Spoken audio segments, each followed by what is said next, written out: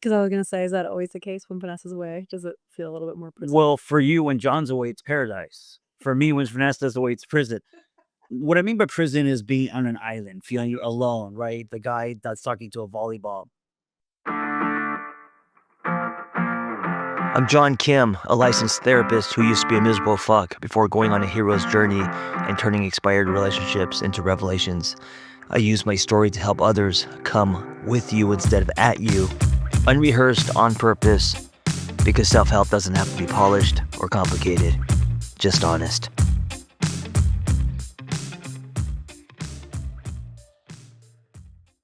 So I was just at the coffee shop, met a new friend named Ryan, who I invited to my men's group. If you come across this, what's up? Excited to get to know you better. And he said something that really landed with me about Costa Rica. And then I came home and I told you, and you gave me some science behind it. And I kind of wanted to start there. So Ryan said two things. Ryan said, the first thing he said was how Costa Rica is a great place to manifest.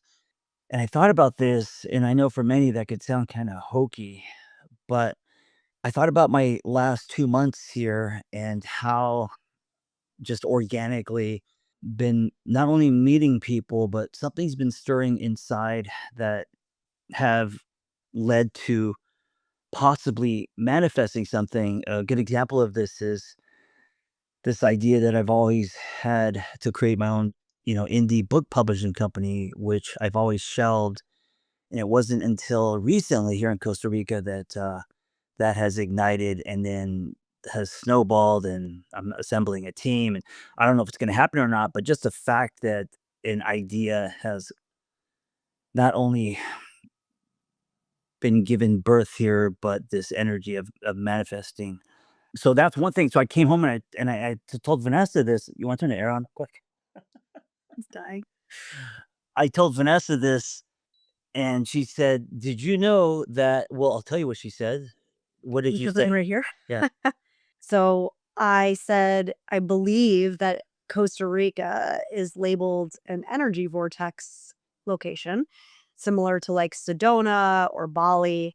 And I'm pretty sure there are certain areas in Costa Rica that are labeled a vortex as well. So can you read? And I don't know anything about an energy vortex or what it means. It sounds kind of woo woo. So what does Chat say? What's an energy vortex? I don't know. The word woo to me, I struggle with because to me that just feels like a colonial term, like of let's call whatever we don't logically left brain. It's a little out there. Believe It's it. a little out there. Is where Oh, so it doesn't have to be out there if you believe in things that aren't neck up and logical. I believe in a lot of things that are There you neck go. up So they really don't say it. and logical. Okay. So energy, what makes a vortex? Energy vortexes are typically found at the intersection of ley lines, LEY, which are theoretical energy paths that crisscross the Earth, places with unique geomagnetic patterns, sites of ancient ceremony, myth, or pilgrimage. And they're often experienced through heightened emotional clarity, somatic shifts, so tingling, dizziness, release, or deep meditative or creative insight. Yeah, that's really interesting to me because I can actually resonate with all of those things happening here, which I did not expect. The other thing that Ryan said to me, and that's kind of what I want to talk about in this episode, is how Costa Rica is a place. It sounds very dramatic. Costa Rica is a place where marriages come to die.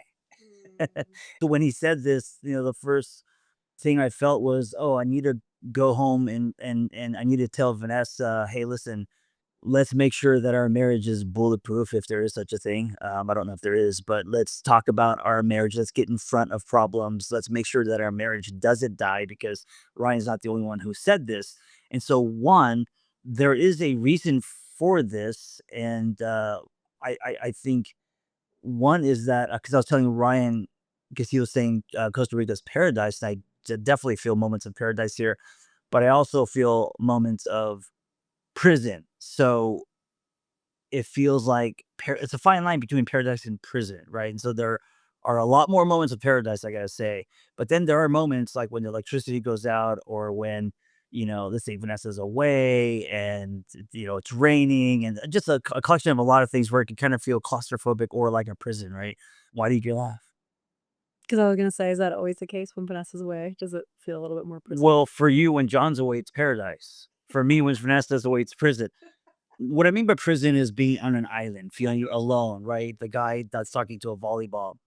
Yes, and so I had the urge to come home and to get on the same page with my wife and say, look, it's not going to happen to us. And I always feel like whenever anyone thinks that something isn't going to happen to you, like it's not going to come home, wherever the thing is, Like your house burning down? yeah, like your house burning down or like losing a child or something unthinkable. It's naive to think that because in the world that we live in, things do come home. And a lot of people don't think something is going to happen to them until it does.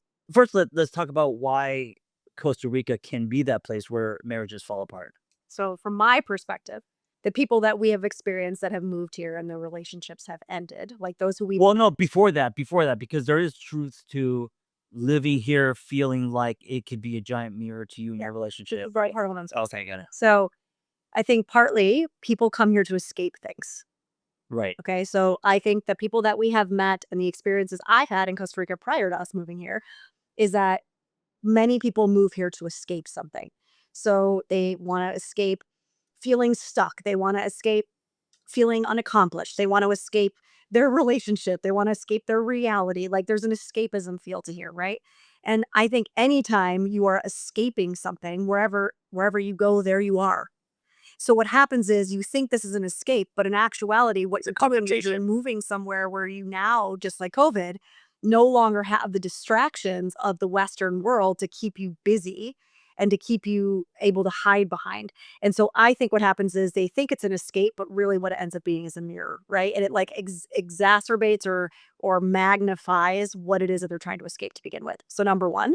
Number two, I think, again, people that we've met, I think that would ring true for what we know about them. Like, I think a lot of people come here as an escape or, they're coming here because it's like they've tried everything else and it feels like this is the thing we should do. Oh, we're bored in our life and our relationship. So like, let's change it up by moving to a cool foreign country. It's like, but again, you get here and the nature of this place is to slow down and be with yourself. And so, of course, that's going to shine a black light on cracks in a relationship. Can places like Costa Rica and Bali is another place, maybe Tulum, can these places also encourage self-reflection? So even if you're here, They do encourage. and a lot of people may come here just to escape city life and they want their kids to milk cows and ride horses and get dirty and play. And then they come here and they do a lot of growth and inspection. They do a lot of like self-evaluation, what they want. It gives people kind of a clear palette on what life could look like, right? And so when that's happening to two people at once, now here's the danger. People can drift because they may suddenly not want the same things in life, Sure. right? That could be I can happening as imagine well. two people get here. Like we know one couple that happened to where she wasn't happy here, Yeah. right? Yeah. She couldn't get a friend base going. It didn't vibe with her for whatever reason, right? And so they disagreed on that. That's also totally fine. Well, one of my biggest fears coming here was that I was gonna love it, and I could see this as my home at least for 9 out of the 12 months. I do still need some city in my life, even if it's an injection. And I was scared that maybe this Vanessa would disagree, and this is not somewhere she wanted to be. And I think for a lot of couples, they come here and one falls in love with the place, and the other person doesn't and wants to get the hell out. Right? Well, here's something that I think that is, I don't want to say different about us, but something that we have worked towards and we continue to strive towards, which is a constant trying to see the other person for who they are and not trying to change them. And then not personalizing it, them being who they are. And so the reason why I think that practice, a relational practice, could help us in a situation like this is because you saying to me, I need an injection of the city, which is exactly what I would say. I'm never going to tell you, you're like, maybe I should go to LA in September and see my mom. Great. I think you totally should. I'm not going to stop you from doing that. I'm not going to be like, oh, you're leaving me with Logan by myself and it's so inconvenient. And like, I can imagine a lot of people doing that. You're not 100% on the same page as me. Well, if so I'm going to make you the bad guy for that. And I'm going to be annoyed by it. Well, sure. If you were really anxiously attached and never worked at that, you would not want me to go because you would be like, I love you, I need you, I can't be without you, all of that stuff. So you're also saying We have the ability to be separate. be more securely attached. Be more And actually to see that makes us stronger. That makes us better when we have time apart, right? But also we want for the other person to be fulfilled, to be creatively fulfilled, to see things, to experience things. And it doesn't have to be with us, and we don't take it personally. I think a lot of people don't have that. So I imagine that if two people are not on the same page about moving somewhere like this, that could also infiltrate. I mean, what you're also saying in a nutshell is that a lot of people who come to places like this actually have not done couples therapy, or they're not on a path of growth. So this place being that confronting, they become reactions instead of responses. Yeah, it brings everything up. Like I So said, break a the magnifying relationship. glass, right? Right. And so it's The like, cracks were already there. yeah, so it's less about it bringing things up. It's more about, do you have the capacity? Does your relationship hold the kind of space where you could actually have honest conversations? I'll help you hold it for a second. No, I like it. It's So your arms are shaking. I can see your arms shaking. Yeah, if you're gonna make people throw up, please don't do that. Or make me throw up. Yeah, so there's that. I think that I don't Is think we're there immune from anything. Is there a fear in you? No. Is there zero fear? See, we're talking about I don't live my life in relational fear. That's just not how I am. And I think that also brought up something else for us, which is like we see that kind of stuff very differently. Like I Yeah. am.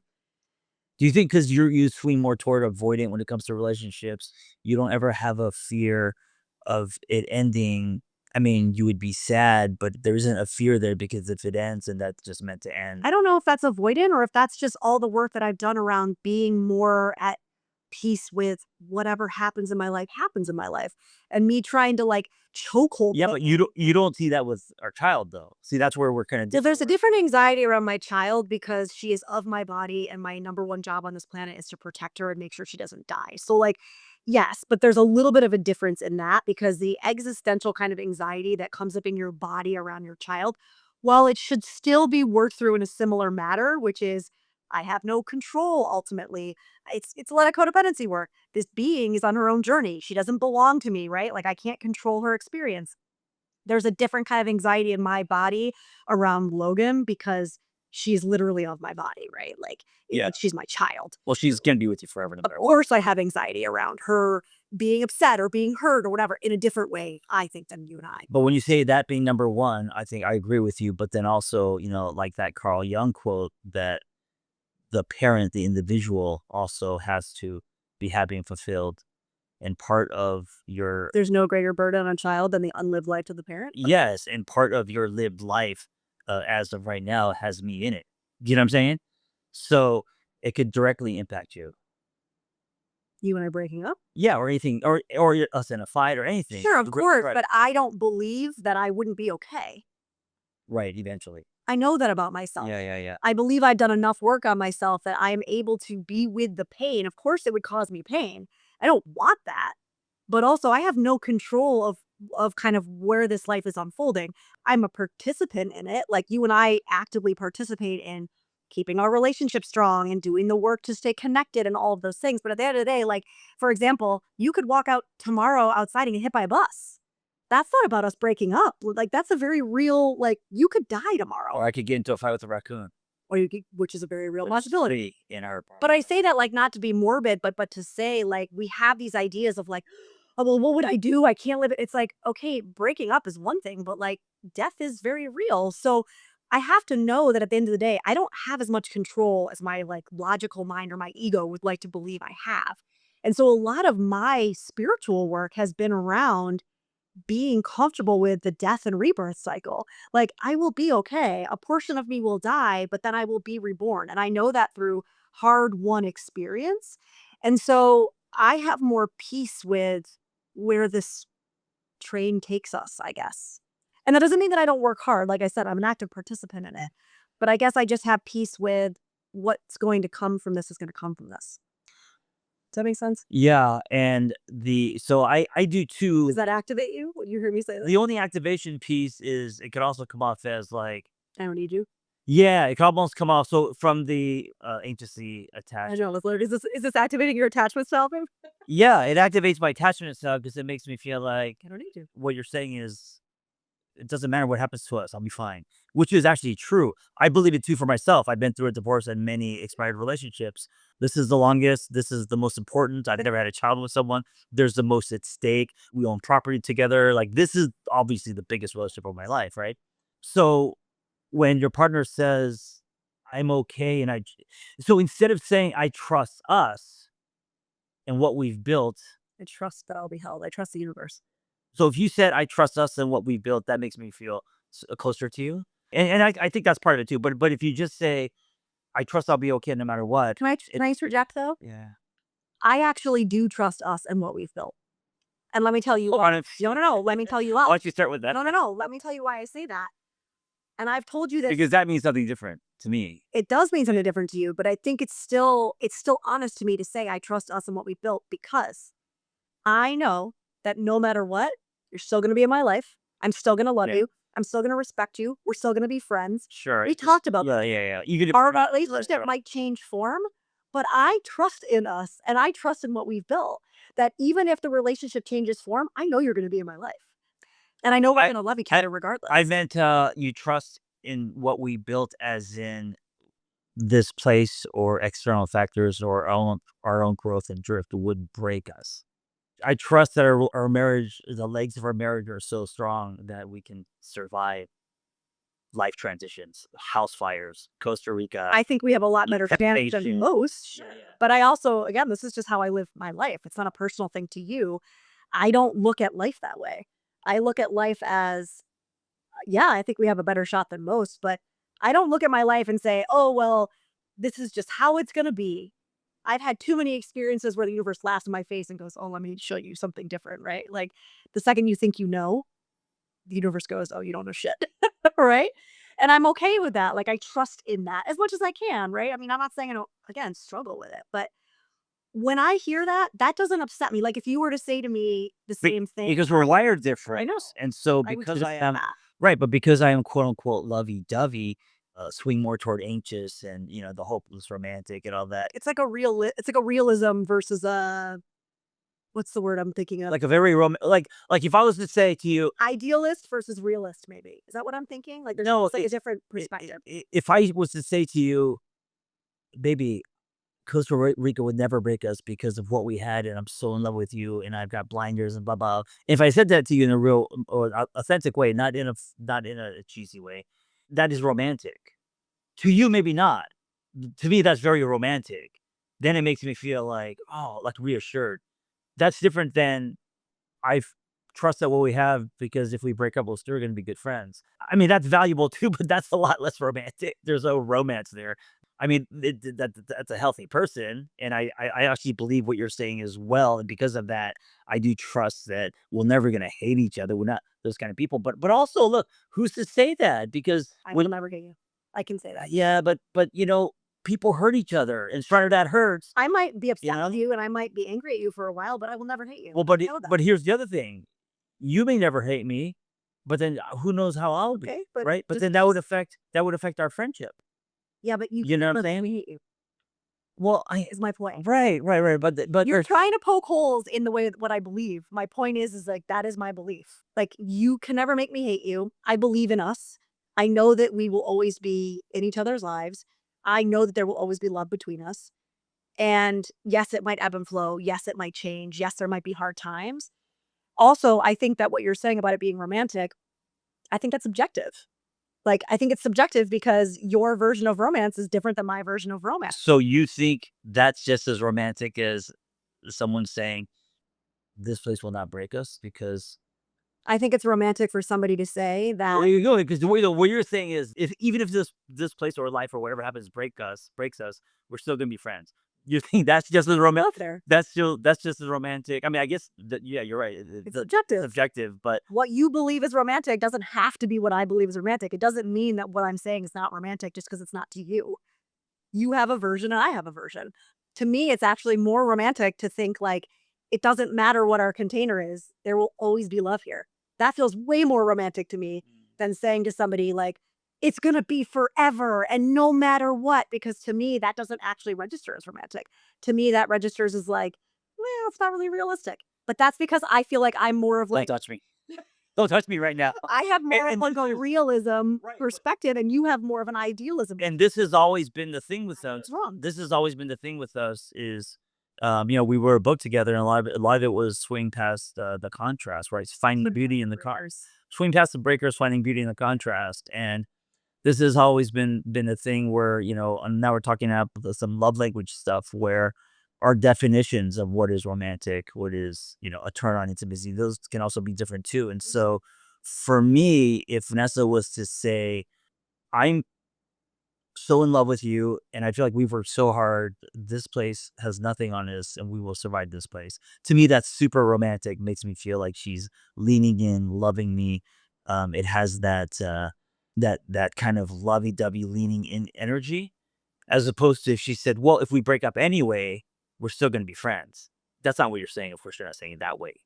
To me, that I makes me think there feel like I think there's information. there's no wrong or right. There's no wrong or right. I think there's information for you in the fact that every time you keep saying, well, this is what you're saying, air quote, you're paraphrasing what I'm saying in a very monotone, very unemotional, like, well, we're still going to be friends. Like, Right, right. I think there's information for you in that you keep saying that. I'm going, that's not what I'm saying, actually. Like that's how I'm playing in my head. Yes. Like, No. I actually think there's, Well, why can't you say both? Why can't you say like, you're choosing to hear it that way, is my point. Like, I think there's information in the way that you're choosing to hear what I'm saying as, is it no? But I wonder if it's too vulnerable for you to say that because that's scary to say. The other piece, like because for you to say I'm in love with you or I love us so much, this place will never break us. That's very vulnerable. That's like making love, sure, as opposed to you saying more logically, I will never hate you and we will always love each other. It sure. doesn't matter what the form is. To me, that's safer. That's safer to say that. Maybe, but Yeah. this is an argument that you and I have had a million times, which is where you say you're so logical.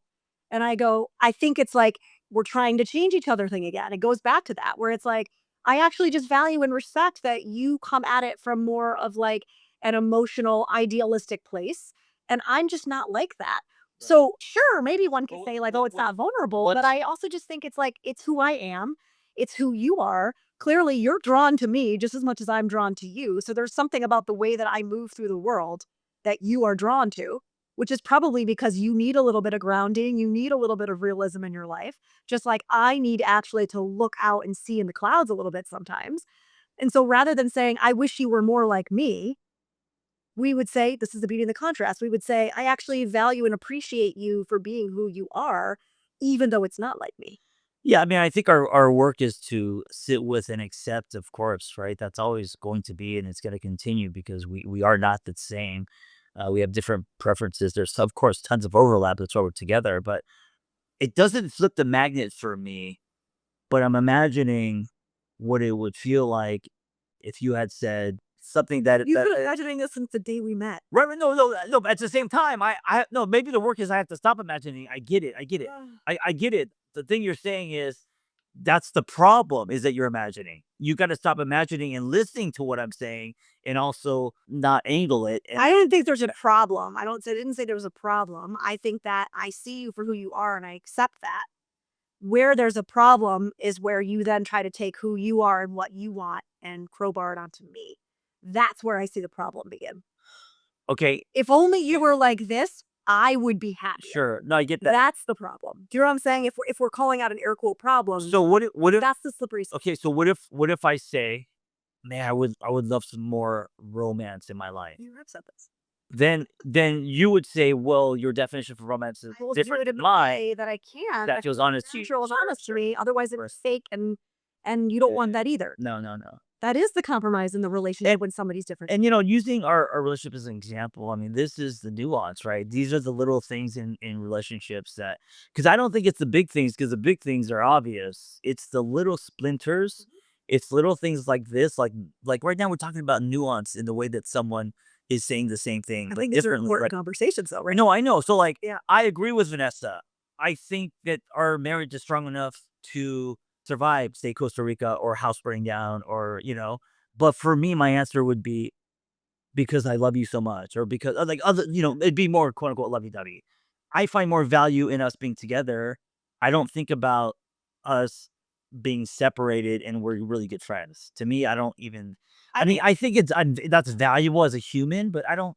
That's not as important to me as it is to you. I guess my point is I don't think about that. That's not like front of my mind. It's not like I'm in a place where I'm like, well, we're going to be friends tomorrow. It's not like it's this fear, right? Like you can sometimes let your fear drive the show when it comes to our relationship. Your fear of we're not going to stay connected. Your fear of this could possibly happen to us. Your fear of, whereas I actually am the opposite. I choose to believe, and I don't know, to me, that feels like my security in our foundation. So while you're saying, actually, I wish you would say out loud, I trust in us so much that I know that nothing's going to break us. I actually believe that my energy is saying just that because I don't doubt Not it. your words. I don't doubt it. I don't live in fear. I'm not going, oh my God, if we're not actively working on this, it could blow up our relationship like it has to everybody else. That doesn't even cross my mind Yeah, but you because I'm secure in our relationship. Does that make sense? yes, but even being insecure in our relationship, it's still depersonal. It's the relationship. It's not how I feel towards you. You know what I'm saying? So like what I'm trying to seek from you is something. It's the validation from me that it's Well, it's not just validation. It's a personal. It's like, you know what it is? It's the personalization of it. If you said because this is vulnerable. This is more vulnerable. It's easier to say I believe in us. It's harder to say I love you so much. It's harder for someone to use an I statement. It's easier to say what we've built, us, this other thing outside of self. It's very vulnerable to say I'm in love with you, or sure that might that's vulnerable. And I think there's a piece in this that's harder for you. It's harder for you to, I think, especially with a man. I think it's easier for you to do it with friends. I think it's harder, like for your girlfriends. I think it comes to you much easier. I think in relationships with men, it's very hard for you to say something like that. And I gotta say, also, I do know that's not true. And I'm starting to trying to see the whiteboard more. I think for Vanessa, she would rather appreciate me say the more depersonalized one, like, I believe in us, I believe in what we're building. I think that goes further with you than if I said, "Oh, baby, I'm still in love with you." It does. You know what I'm talking about? But that's what I'm but saying. no, but I think it's because you almost don't Don't believe it, or if it's like cheesy, or if it's like doesn't stick as much for you, like it's just words or something. Yeah, Yes, which is what we've talked about before. Like to me, words are beautiful, but they're just words. I want to see it tangibly, right? And I think to me, knowing that in your heart, you believe that no matter what, we're not going to hate each other, which is the only reason we talked about this. The only reason at the end of the day that I decided to have a child was because I believe that in my heart. Number one, well. biggest reason. Okay, wait, hold on, hold on. You. Yeah, but that's also a double-edged sword, because I really appreciate that, and of course I will always be in Logan's life because it matters to me as a That's my life. yeah, in your life. But there's a depersonalization there. There's like, I don't think so. no, but listen, hold on, just hear me out. I want to have a child because I know you'll always be around No, stop. I want to have a child with you. because I know that you're the kind of person That will always be around. that not will always be around. That discounts what I'm saying. You're depersonalizing this. Again, it's like you're saying a narrative because it's like, this is what you want to hear. You're not hearing what I'm saying. Yeah. This is actually profoundly intimate and profoundly personal. That out of all the men in my life that I could have had a child with, that I always said I would never do it, you are the only person that I ever have met that I said, I want to have a child with this person because I believe that we will always be connected. He will never punish my child if him and I are not in the same kind of romantic container that we are right now. That he has the capacity, that we have the capacity. I find that profoundly intimate and vulnerable. Actually, so much so that I'm going to cry. And it actually hurts my feelings that you don't see that as vulnerable. I mean, of course it's vulnerable. Of course that's vulnerable. That's not depersonal. That's very personal. I made a very conscious decision to bring a child in this world. I did not do that willy-nilly, right? And I think a lot of people do. And I think I very consciously selected you for a much bigger reason. Not just, oh, I'm so in love with you, woo, woo, woo, like that. I'm not going to have a kid with somebody just because la-di-da, I see rainbows and unicorns and I'm in love. Like, listen, no shade to people that are hearing me going, well, that's why I had a kid. That wasn't enough for me. So what part of me do you think, because I understand what you're saying, the weight of that. What part of me do you think wants to hear the whole, I want to have a kid with you, or we could survive this because I love you so much, I'm in love with you. Like that part, right? The roses, the giving the roses. What part of me is craving that so much? Is that a young part of me? Do you think I that's think so. young love? Or do you think that that's okay too? That I don't think there's anything wrong with it. Like I said, I don't think there's a wrong or a right. I do think that there is a part of you, we've talked about this, I do think there's some mother wounding that comes up in our relationship. I think you wish that I could fill a hole for you that I can't fill. And I've said to you before, if that's really your number one, and I've said this, sure, a detached, kind of pissed off way, please, by all means, go try to find that. But you're not finding it with me. Like, it's not who I am. So continuing to come to me and want something from me that you know is not how I am, at some point you have to ask yourself, why do I keep going to the hardware store for peanut butter and then getting mad that the hardware store doesn't carry peanut butter? Like, I got to take responsibility for that, right? And of course, I can say things when it feels right to me, and I can do things that feel honest to me, but I also know that you don't want me to fake it. No, it's like sex. I don't want it Right. if it's an obligation. What is it that you want from me that would be something that you personally want? Like, what's the equivalent of that for you? What is it that you want me to be that you personally want, but you know that I'm probably not going to be? So, like for example, I think you want me to be the kind of dad that plays a lot with my child, or maybe loves parenting. And we have friends. We have friends who are dads who do that, right? I love that, and that's not how I am. I don't think that's what it is. I mean, I think it's the same thing we've talked about a million times, which I don't think is even detached from this conversation. I think that if I were being honest about what I crave, and again, it's my work to sit with, it's not necessarily who I'm with, and I've chosen that. The way that I see the world, which I see as a little bit more like grounded, and like I see things bigger than myself in that way, and I don't need that from you. Like, I think that is sometimes what I crave from you. Yeah. I would like to hear from you actually. You know what, at the end of the day, I know that we're going to be okay. It doesn't matter whether or not we're in a romantic relationship. I know that I'm always going to love you, and like we're always going to have love here no matter how the container changes.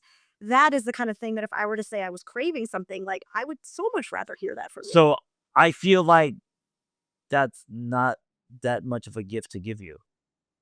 I would rather say to you, I love you so much, nothing's going to break us apart. I feel like that would be more of something you would That's the want, difference. but that's not what you want. You would rather have me say, no trust. matter what happens, I will never hate you. Yeah, I trust in us. It has nothing to do with the container. I trust in what we built, that we have love here no matter what.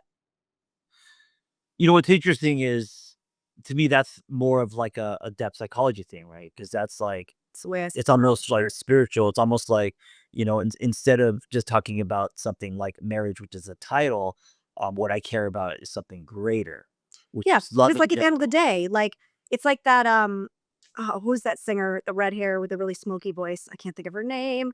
The one that she sings, "Will you still love me when I'm no longer beautiful?"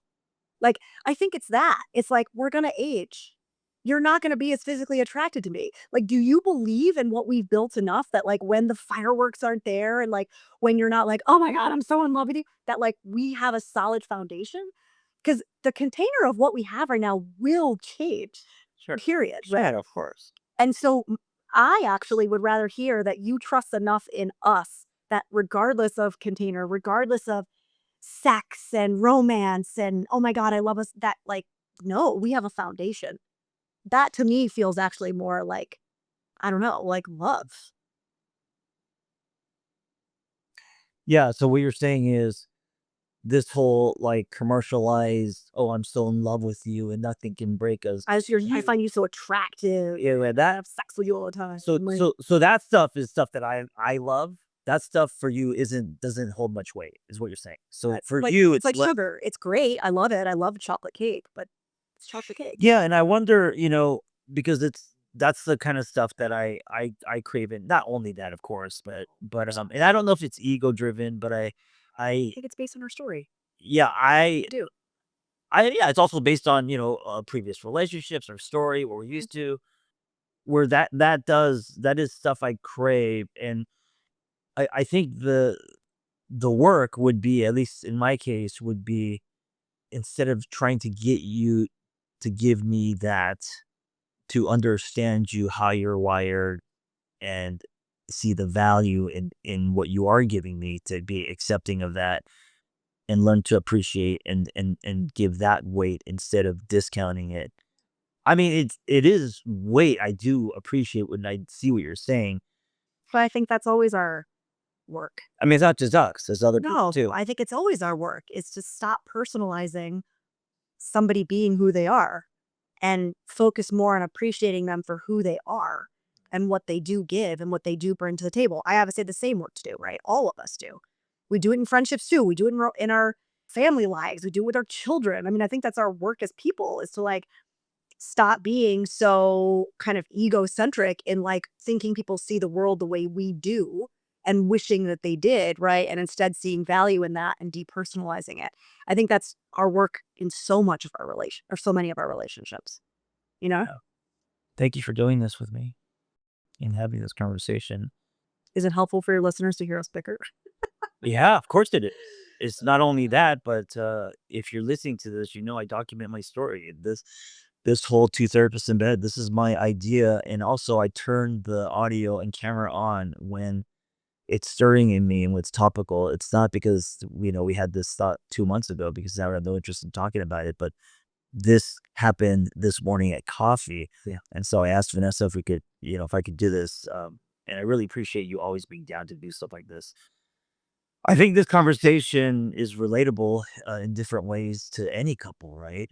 There's a lot of themes here that are bigger than what we're talking about, but it all falls under the relationship dynamic and how people need to accept, or finding things in someone else that is beautiful and has weight, but because you are wanting something different, you're not seeing the value of that, right? Which is, I'm trying to end it. I'm trying to I end think you did. You wrapped it it. up. I gotta say though, this relationship, this marriage, is the big one in that, because a lot of people define the big one as in it's the most, whatever, right? Sparks and this is, you've been the greatest catalyst in my life. So I hope that means something, because that's not a romantic, that's just like, it's like, whether it's spiritually or, It's a spiritual collision for sure. yeah. And I think the people who are the greatest catalysts in our lives have to bring up things in us that's hard to look at, or the transformations aren't easy, whether you're trying to change your body or your lenses or your heart. And it's not easy relationships that change you the most. It's and it's not just hard relationships, it's hard but healthy. Yeah, right, because hard and toxic is not gonna. It's very different. It's I mean, it can still change you, but different. Yeah. Anyway, thank you for listening. Be well.